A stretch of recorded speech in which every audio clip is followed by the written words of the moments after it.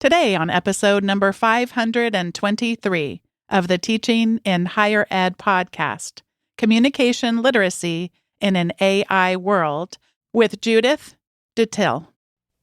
Produced by Innovate Learning, maximizing human potential.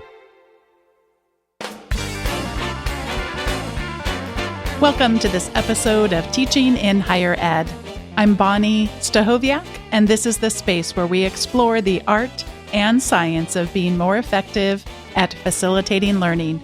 We also share ways to improve our productivity approaches so we can have more peace in our lives and be even more present for our students.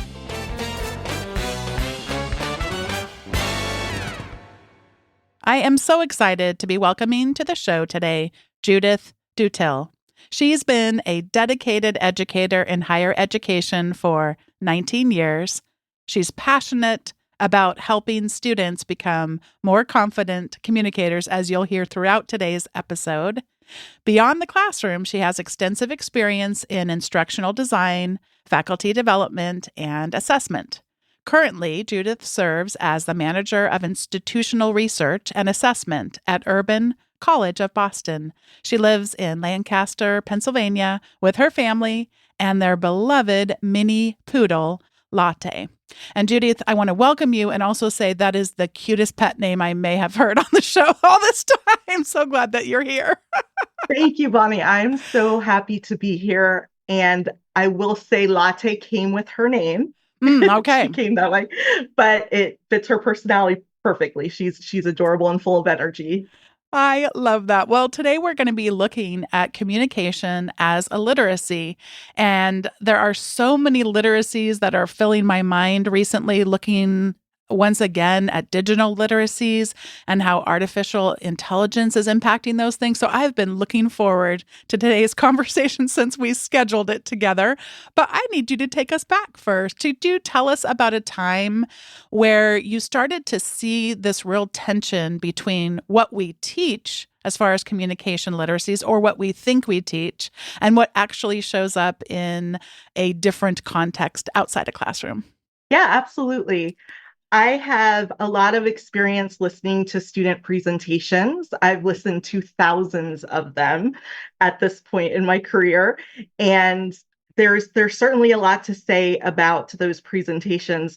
But what I'm thinking about as something that I would like to shine a light on, concentrate on, and focus on today is interpersonal communication and the importance of conversation skills and interviewing skills. And we had, at my previous employer, we had student workers who would work the front desk, greet people, and get them what they needed.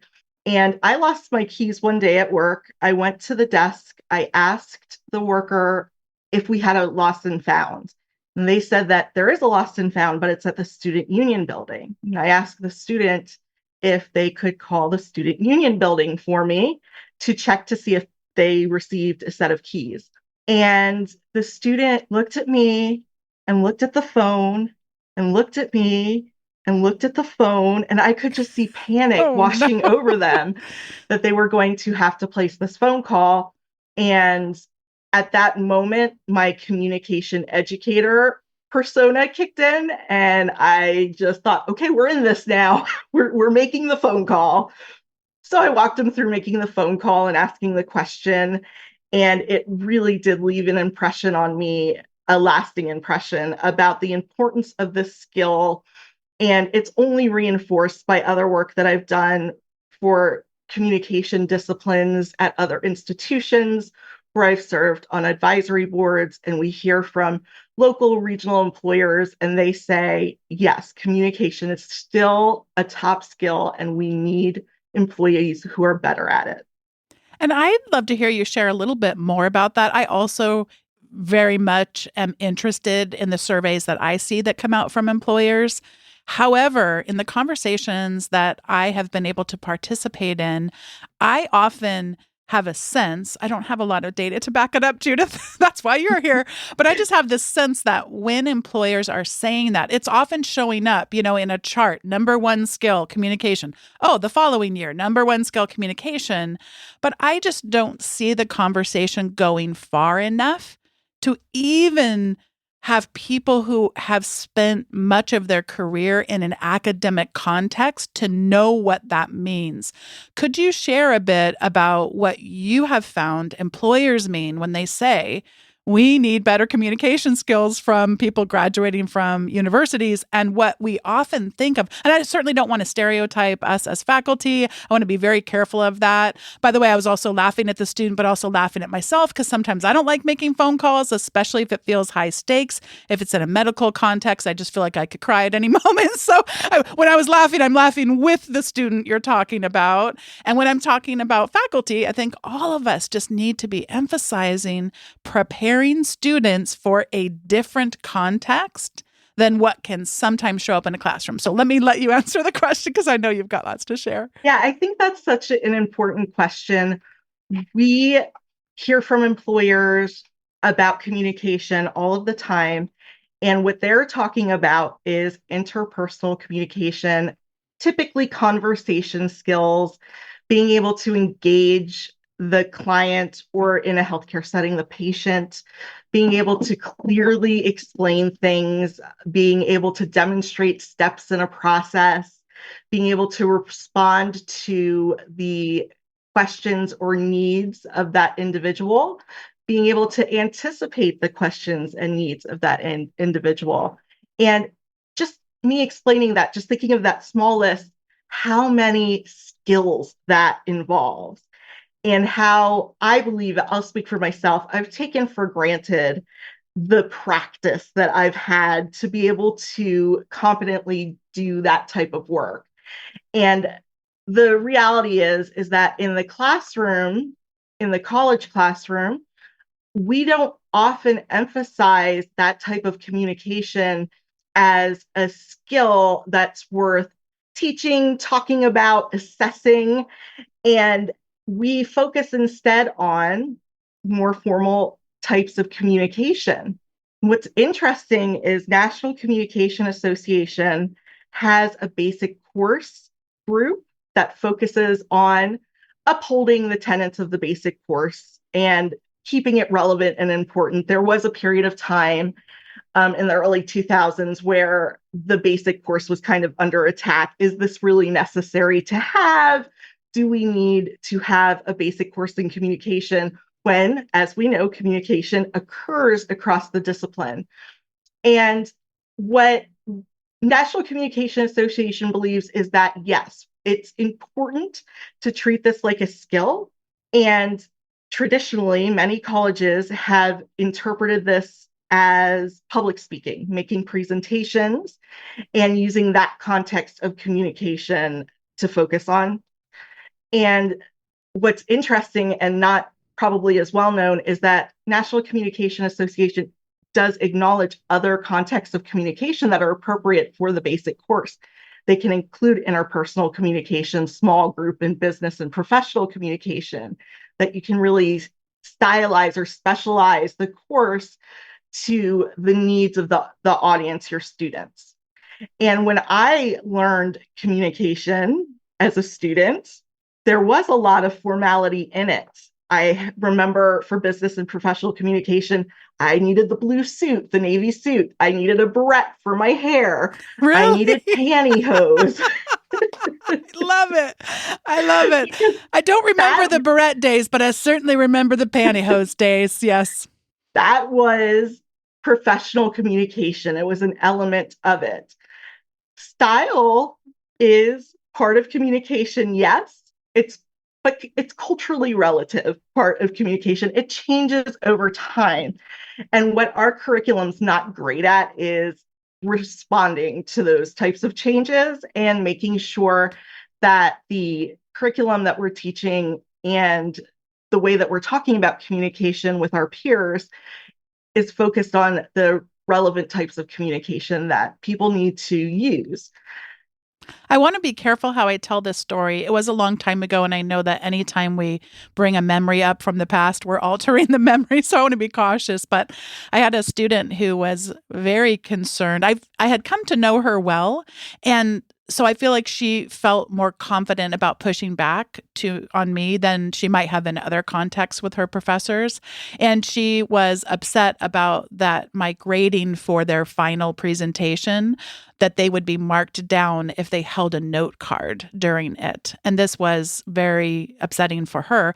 I had seen her communicate so many times in the classroom extemporaneously, and I do realize that there would be lots of disabilities that might fall under why someone would need an accommodation. So she and I just agreed that because I had seen her so many times speak without notes in the class, would she be willing to try to give the presentation without the notes? And that if somehow it did, without a note card, somehow it did affect the grade that she could get, could we talk about it afterward and have any number of options? So I was able to gain her trust. But I feel icky even telling you this story, Judith, because the lesson here is not, don't listen to people's accommodation letters. By the way, she did not have in her accommodation letter any mention of having to have a note card to support her in communicating. But I guess for me, it's so difficult to know. Oh, by the way, I should end the story in the happiness that it was. She, as I suspected, was phenomenal. I mean, she was phenomenal. She did not need that as a tool to be an effective communicator, but she thought that she did. But I just want to be careful because we're not always going to be able to parse out very well what people's absolute needs are for accommodation. So I don't want the lesson to come to anybody listening like, don't listen to what somebody tells you they need. But at the same time, that compassionate challenge, and I'm saying that from so many lessons I've gotten from Sarah Rose Kavanagh about compassionate challenge. And that's what I was attempting to do. I was successful in that particular context with that particular student. But any advice that you would have for us as we're thinking about compassionate challenge to help people be more confident and clear in their communication when it is incredibly challenging and they're going to want, and we also model for them. You see the faculty who will put all kinds of notes on their slides. And when you suggest that perhaps the notes wouldn't have to be on the slide, but I need those notes in order to remember what I'm going to say. So we shouldn't just be pointing our fingers at the students either. So what's your reaction about how do we kind of separate what does compassionate challenge look like in helping students grow this kind of communication literacy that you're describing, and where maybe would someone like me have gone too far in that example that I gave you? This is a really important question as well. There is a lot of tradition that comes along with public speaking and some, like I said previously, culturally relative conventions that we believe for some reason need to be followed. And I think that is what makes it challenging. I have a very unscientific theory. So bear with me, just through my observation as an educator and someone who works with other educators, that when a discipline is very subjective, and it's going to be your job to assess the work that you're presented, that we look for objective things to be able to assess. Things like, did the student have a note card? Did they have a visual aid? Checking the boxes of did they, because it's yes or it's no. Whereas in reality, communication is a very subjective thing, but I think there is a common definition that we could all agree on, that effective communication is creating meaning and being understood. And if we can achieve that at the end of the experience, that the purpose has been served in the work that individual has done. It's hard because we know too that our students need to learn some of these conventions because they will be assessed on them outside of the classroom as well. So I think that we would be remiss not to talk about things like tone of voice and performative aspects of communication and the importance of those in creating meaning. But it's not the whole thing, right? There's something else that we're looking for, and we really need to know what that is. If we're presenting something as an opportunity to show me what you've learned, what you know, what you can do I have to be so prescriptive in all of these other areas? And so, what would your advice have been to me had you been sitting with me before I met with the student who had concerns about the note card? What would you have told me? If you need a note card, use the note card. If you feel that you need something to be a better presenter, if it's going to give you that confidence, I think it's okay.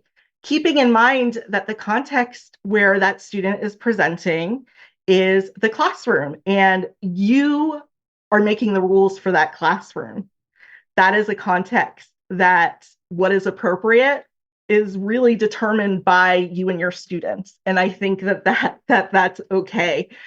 And I run into this all of the time with, do I have to stand during my presentation? Can I hold something? Can I have water with me?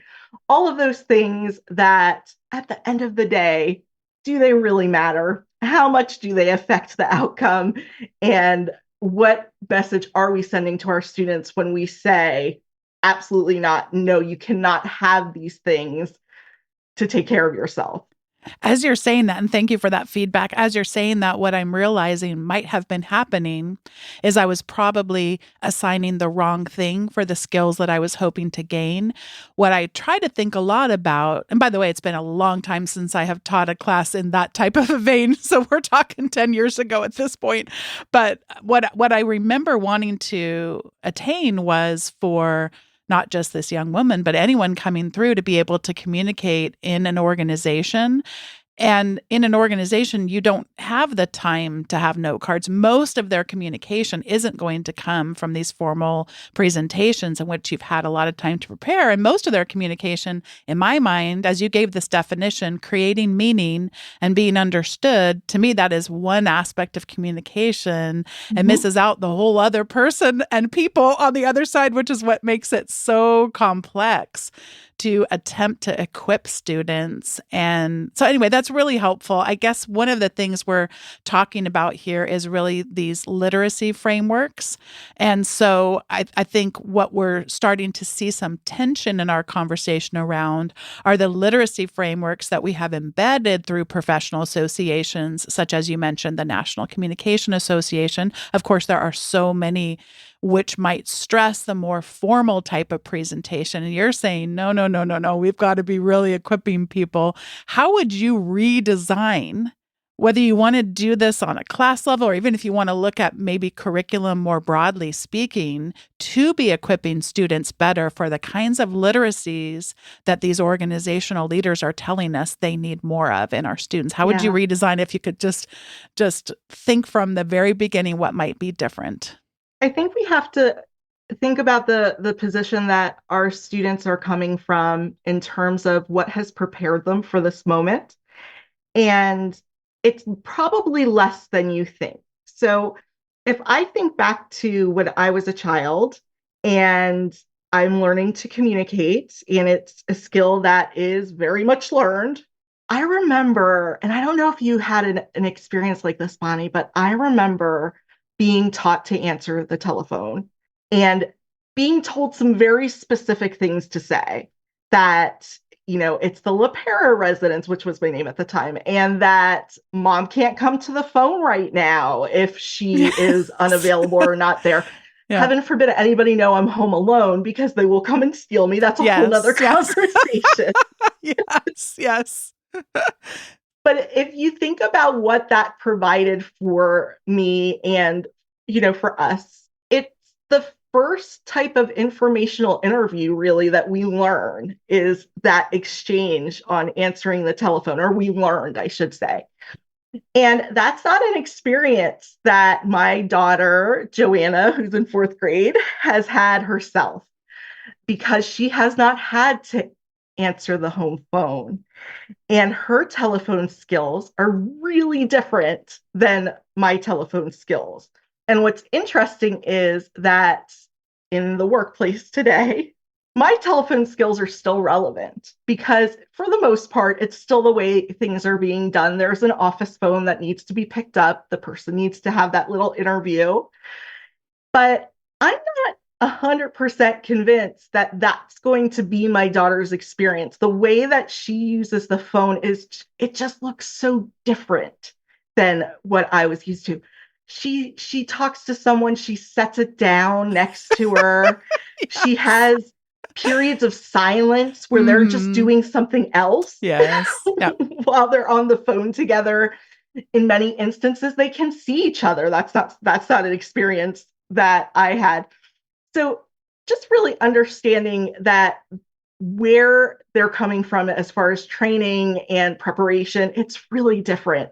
Basic literacy in the beginning of education, it's reading, it's writing, it's listening, it's speaking. As we develop in higher education, many of us, and I do subscribe to this framework, believe in multiple literacies. And critical literacy is a school of thought that says literacy is multimodal, digital, there's media literacy, visual literacy, information literacy, and critical literacy. And it's important to develop in all of those areas, not just one, or just the specialized for reading, writing, listening, speaking, because it's going to give you a more holistic experience and teach you aspects of communication that I feel I also lacked in my education, things like emotional intelligence, for instance, and being able to really accept more informality in communication and things that are they're just part of what communication looks like now and didn't necessarily in the past. So that's not our experience. I think going back to the point that I was trying to make, that like the preparation isn't what we expect it to be, is a good reminder that we should involve our students as much as possible in kind of negotiating our understanding of what is communication, because we may not share meaning around that. And it's important that even though we're not going to probably radically change our own communication, but that we open and we understand differences in communication. Boy, that last part that you were talking about with the multiple literacies was really helpful to me. And I'm just going to briefly share that I'm very grateful that our children at their school, they are regularly asked to present. And we have we have a daughter who's in 4th grade, and then our son's in 6th grade right now. And so at such a young age, people do tell me that they're often surprised the extent to which their school and their teachers really does ask them to present. Our daughter this year in the fall presented in her class, and the teacher, in fact, it's hanging on her bed, hanging above her bed on the wall. This is how precious that feedback was to her, but said it was the best presentation that she'd ever heard in her career. And I don't say that to brag about her. Yeah. It certainly would not be my intent, but my gosh, think about who her parents are. And so both of my husband and I both do podcasts. And so it isn't often that people would hear the kind of feedback that we get to hear. Now, our podcasts are both edited. And so thank you, Andrew, our amazing podcast editor. So he saves me from myself. I'll be like, could you please, is there any way we could take that story and tighten it up a bit? And sometimes he can. And sometimes it's like, you dug your own grave. You're going to have to lay in it. But I think about, most people aren't going to have where the parents will sit with them for 5 nights in a row before they give it, and they're multiple times a night practicing. That's just not going to be what it's going to look like for most. I know you really stress this is not just a class that you take as part of your general education curriculum. We need to be having more interdisciplinary conversations and building these skills in an interdisciplinary way. So if you could help us imagine a little bit, what might that look like? How could we get better at that collectively in higher education, such that we are able to take them from where they are. And you've said many of them haven't had some of these basic fundamental things, and do that in a more cross-disciplinary way. I hear a lot that communication is not important in my course. It's not relevant in my course. Speaking about like oral communication, and I think the thought is, as we've shared earlier, a formal presentation. But if your discipline involves speaking and listening, communication is at the center of it. And it's really important for our students that they understand that communication competence, it does not transcend context. Like if you are in a certain discipline, we want you to be conversant with that discipline. And they need opportunities to practice that. And I think that, so for me, an example that I see often in student presentations is when they're using the terms related to their topic, related to perhaps their discipline. And of course, they're rooted in Latin. We don't know necessarily what they should sound like. And they realize as they're presenting, I don't know how to say this word. And it's a huge learning moment. I will not ever tell somebody that they were wrong to come up there without knowing how to say it, because they have already experienced that feeling of being very wrong. Yeah. to not have practiced those things that they were going to say. And it's not just applicable to group settings. We also need to be able to do this in conversation too. So I think, tend to focus on that there's a performative aspect of speaking. Speaking helps us learn. It is a cognitive tool. It aids retention, comprehension, synthesis, application, evaluation, creation, all of them, right? All the levels. And there's a developmentally appropriate way for you to incorporate speaking in your class where it's going to be a learning experience for the student. A lot of communication apprehension comes from negative reinforcement. That's what research shows us. They've had a past experience where it went wrong and they were punished, criticized, humiliated, whatever it was that happened, that has now created an apprehension to do it again. And that's something that we could change for our students. We don't have to make it a scary, intimidating, scary, awful experience. We can share with students that we had to go through it too. We needed to learn to speak the language of our discipline. We understand that it's challenging and it's difficult.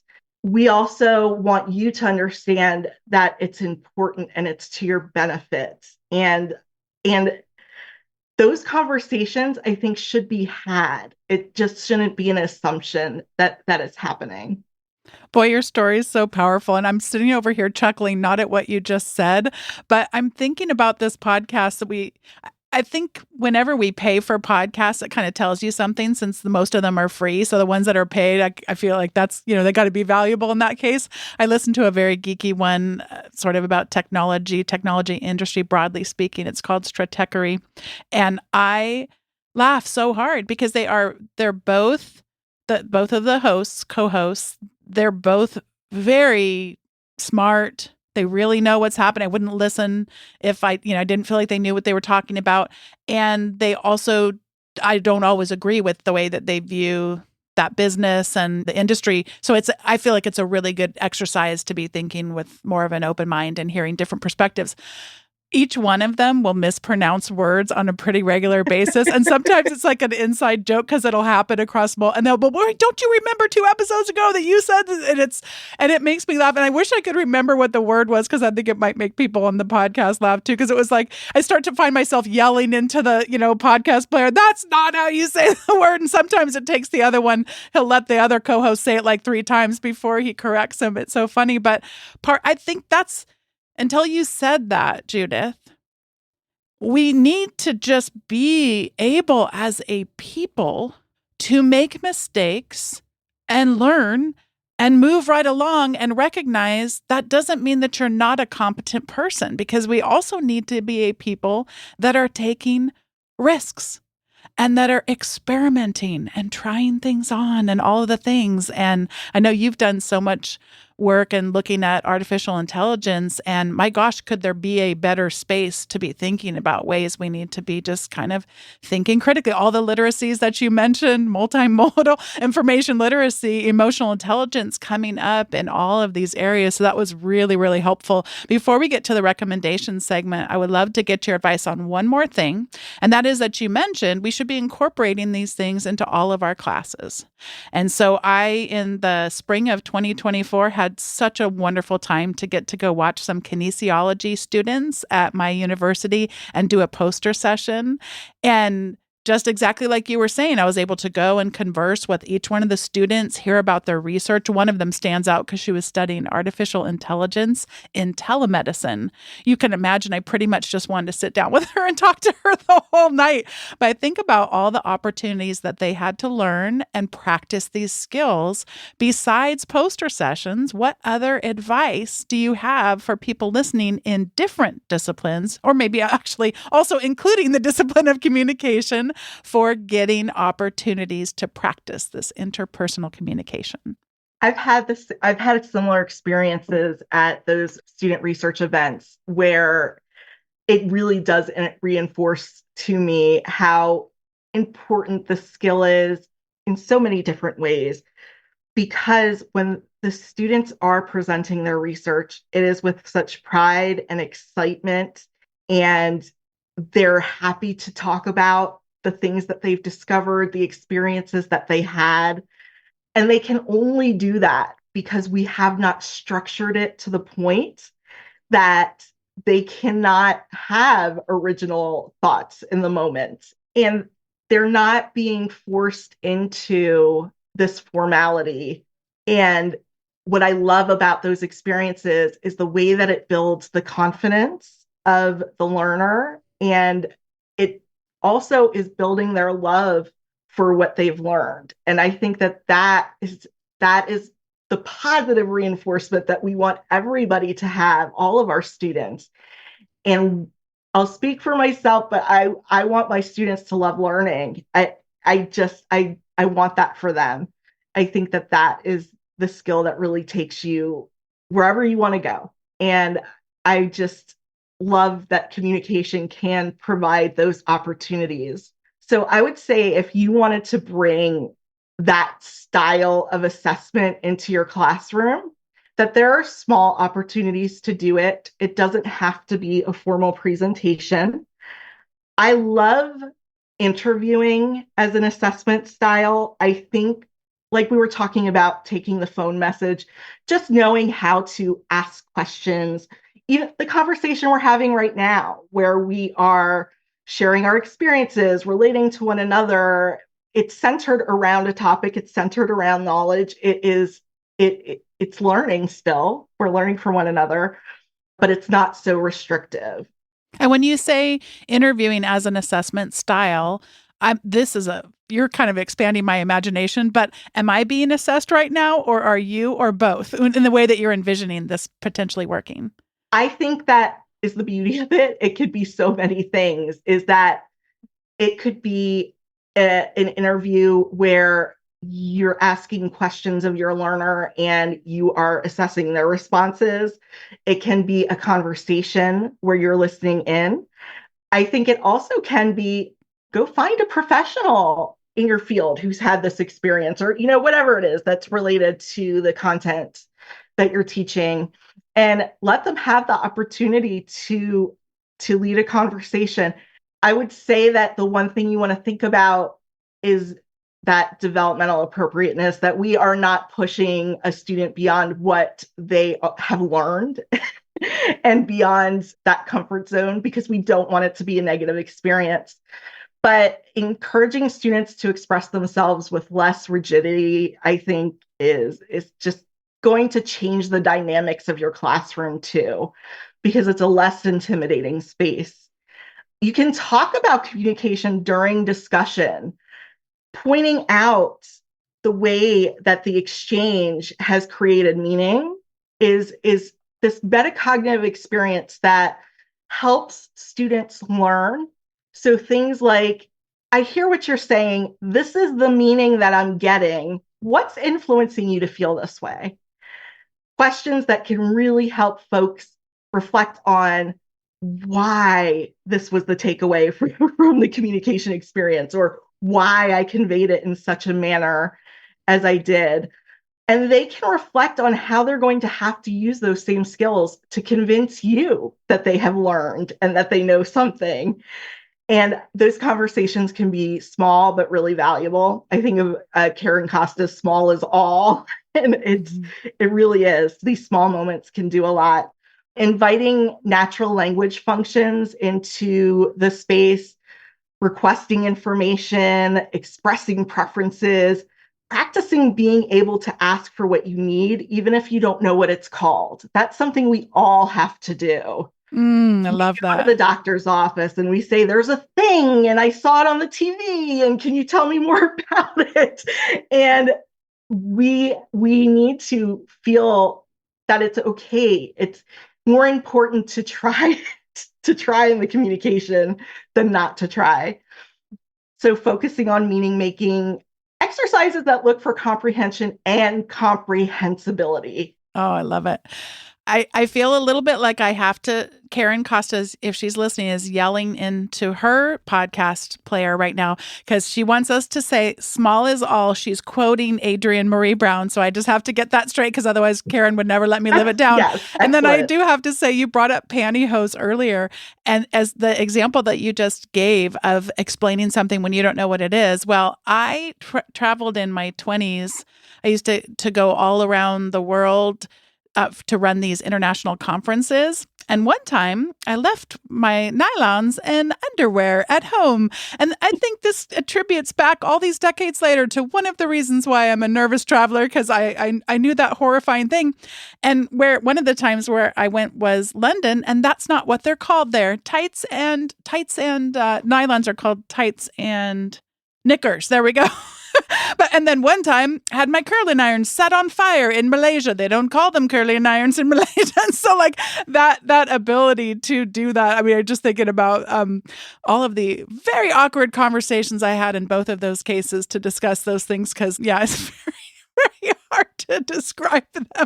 And yes, but I did manage to replace the much needed items. Anyway, we should probably move on to the recommendation segment. And I've got a good one today, Judith. So when David Clark was on, he recommended a board game called Watergate. And I'm not sure what it was because I don't play board games. I should say I used to not play board games often, and right up until Watergate came into our life. So for those listening who may not be familiar with this was in the United States. We had a President Nixon who he had an administration that was attempting to not be removed from office back in the day. And by the way, you don't have to know anything about Watergate, so I'm not sure why I'm explaining it to you. I should just tell you Watergate was a big piece of political history in the United States. And I can also tell you, it doesn't matter how much you remember about it or how much you know about it. It is a game that anyone could play, no matter if you know anything about that particular piece of U.S. history. I have found myself getting more curious to go back and learn more about it, but the only thing that the gameplay has done for me is make me more curious. Like, oh, I don't remember that name. I don't remember how that person was involved in that particular thing, but I don't have to have much of the historical knowledge. I'm just getting more curious as I play. And so one of you plays the Nixon administration and the other one plays the journalists. And so the journalists are trying to connect the dots. So the board game looks like an old-fashioned detective's board, a pin board. And so there's little red pins and there's string, and you're trying to connect the people who can provide you with information to what happened. And then if you play the role of, it's a 2-player game, I should say, although you could probably get creative and play it with multiplayer if you wanted to. But Dave and I, my husband and I, have just been playing it together. The reason I find it so fun, it's part strategy, part luck, and the gameplay moves so fast. You will totally think that you're winning 1 minute. And the next minute, if Dave or I ever allow ourselves to get a little bit sassy, like think we're going to be winning, we're so close, like you could just go down the very next turn. So it has these huge swings, highs and lows, and is so, so much fun. We're playing it an awful lot, and we're not big board gamers. And so the last thing I wanted to say about it is another game that's been recommended in the past, a couple times actually, is called Wingspan, and it's a beautiful board game and a work of art. And I spoke recently with the University of Arkansas faculty, and the whole talk was called Bird Brains. So birds are a lot in my brain right now. And I'm not ready to recommend it yet because I haven't actually played it because Dave was out of town recently. But I opened up the box. It is a beautiful work of art, just like we were told, but it has onboarding. It's kind of interesting because it took Dave and I a while to figure out how Watergate works because we watched the video. And by the way, I would just say read the directions. If you order Watergate, you'll be fine. Read the directions. But both of these games do require a little bit to learn how to play the game. And in the case of Wingspan, what I'm really enjoying is they have onboarding. I don't think they call them onboarding cards, but they basically prescribe 3 rounds of play just so you can get a sense of it rather than try to explain everything that you need to know about how to play the game. They're like, here, hold this card, play this bird, lay these eggs, move to this habitat. And so it's kind of like before Dave got home was just trying to see how does this whole thing work. And I kind of think we should just be thinking about how do we bring people into something that is new to them. And just like Judith and I have been talking about this entire time, it's almost like if these are things that you do have some competencies at, it becomes even harder for us to be effective teachers then because we forget we don't have that beginner's mind. So I guess we could be thinking about our classes and how might we have beginner's mind. And if this piques your interest, by the way, someone's already contacted me about something that we had a conversation about on another episode. So if this is intriguing to you, this idea of how do we have more beginner's mind with our classes and bringing people on, that's going to be a future episode. So I'm excited about that. And Judith, I'm going to pass it over to you for whatever you'd like to recommend. That's hard to follow. I'm very excited about these board games. We're game players in this house too. So that's like a lot of fun. And what a great communication recommendation as well. And what you said about instructions, that technical communication aspect that we can bring into our classrooms is so important. Mm-hmm. Explain to me how to do this. Yes. And explain to me knowing that I don't know anything about it. Like you said, with the beginner's mind. I love that. It's hard to do, though, without over-explaining, which I probably just did with Watergate, by the way. But we learned from that, too. We learned from that. Okay, next time, I think I'm just going to get to the point. I used to teach the same class very early in my teaching career, 3 times in a row. Mm-hmm. That first class, I always ran over. By the last class, I was like, I got it. Yep. Boom, I did the same thing too. I used to do the same thing too. Yep. But what you don't do, by the way, if anyone listening does teach the same class 3 sections in a row, do not allow yourself to be like, well, with this class, then I ran over, so I'll just cover that on Wednesday, but with the other 2 classes, I won't. Do not allow yourself to go off track. You will not be happy. So that's our little extra recommendation. That is a great tip. 100% agree.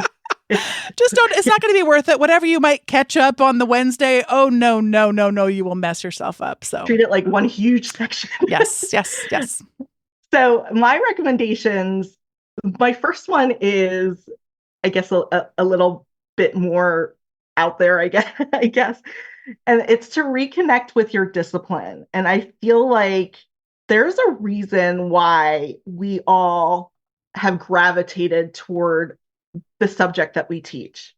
And it probably has something to do with something that you're passionate about, an experience that you've had, a person that you've met who changed your life. There's something that drew you to that discipline. And this summer, if you can, just reconnect with that.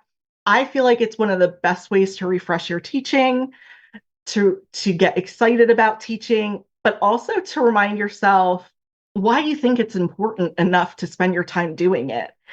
And when I think about why I teach communication, I see all the benefits that my students will receive.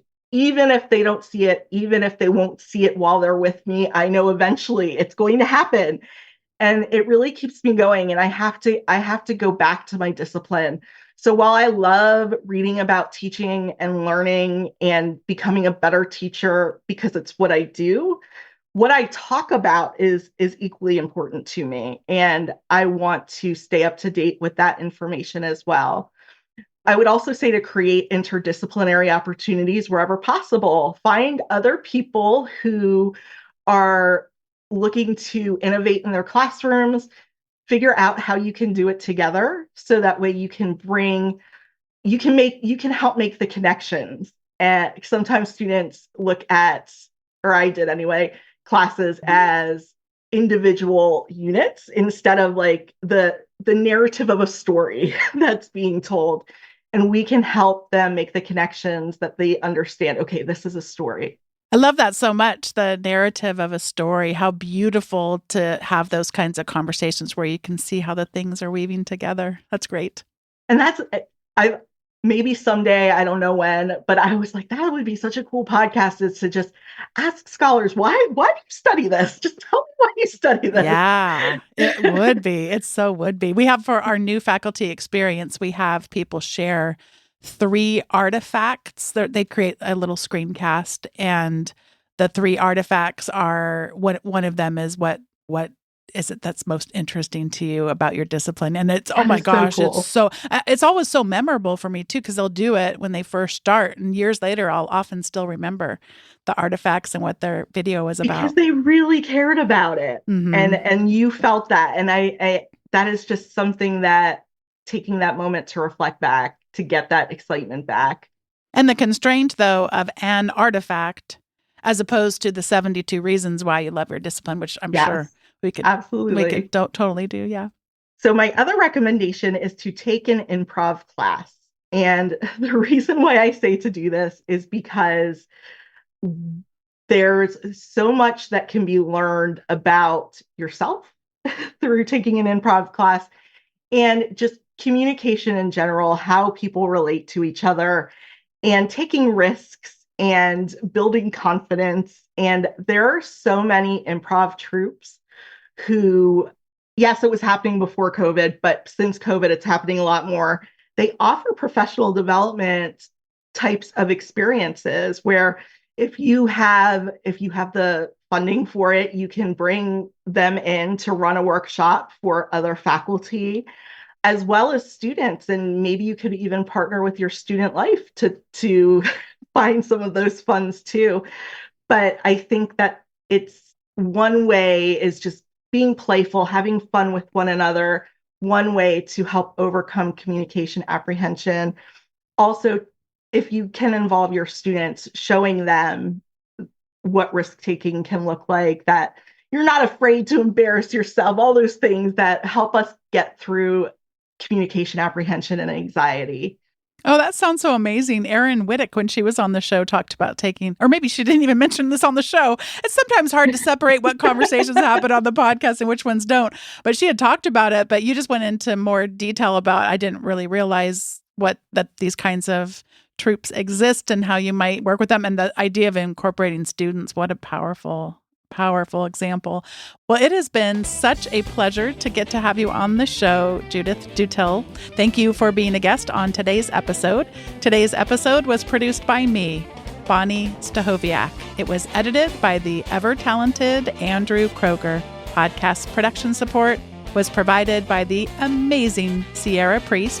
And if you've yet to sign up for the weekly updates from Teaching in Higher Ed, I encourage you to head over to teachinginhighered.com/subscribe. And if you do, you'll get the links to things like, Watergate and to Judith's recommendations, but you'll also get some recommendations and other resources that don't show up in the regular show notes. So head over to teachinginhighered.com/subscribe. Thanks so much for listening, and I'll see you next time on Teaching in Higher Ed.